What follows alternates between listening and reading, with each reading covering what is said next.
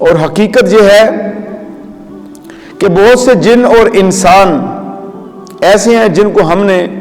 جہنم کے لیے پیدا کیا ہے، اور ان کے پاس دل ہیں مگر وہ ان سے سوچتے نہیں ہیں، ان کے پاس آنکھیں ہیں مگر وہ ان سے دیکھتے نہیں ہیں، ان کے پاس کان ہیں مگر وہ ان سے سنتے نہیں ہیں، اور وہ جانوروں کی طرح ہیں بلکہ ان سے بھی زیادہ گزر گئے ہیں۔ یہ وہ لوگ ہیں جو غفلت میں کھو گئے اور غفلت کے اندر پڑے ہوئے ہیں۔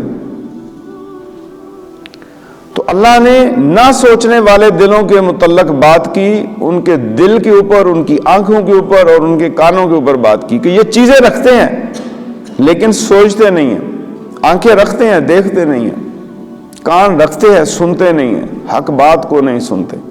اللہ کے کلام کو نہیں سنتے، اللہ کے نبی کی بات کو نہیں سنتے۔ سب کچھ ان کے پاس ہے لیکن یہ سنتے نہیں ہیں، یعنی کہ جن کی دل کان آنکھ سب کچھ موجود ہیں،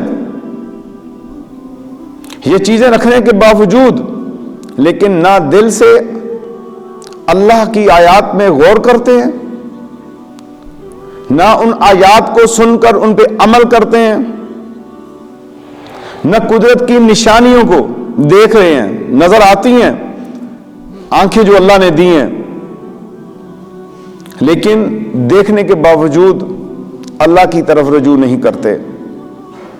خدائی باتیں سن لیتے ہیں، قرآن بھی سنتے ہیں، علماء کی بات بھی سنتے ہیں، لیکن قبول نہیں کرتے، کان سن لیتے ہیں۔ اور جس طرح چوپائے جانوروں کے تمام ادراکات صرف کھانے پینے اور ان کی جسمانی جذبات تک محدود ہیں، انہیں اسی چیز سے غرض ہے، لیکن انہیں تو پیدا ہی اس کام کے لیے کیا گیا، لیکن انسان میں حیوانی چیزیں پائی جا رہی ہیں، حیوانوں والی چیزیں پائی جا رہی ہیں، یہ ان کی طرح کھاتا پیتا بھی ہے، سوتا جاگتا بھی ہے، لیکن یہ مادی خواہشات کی تحصیل و تکمیل کے پیچھے لگا ہوا ہے، لیکن اس کے باوجود یہ غفلت کے اندر پڑا ہوا ہے، بے راہ روی سے خود اپنے ہاتھوں سے ضائع اور معطل کر رہا ہے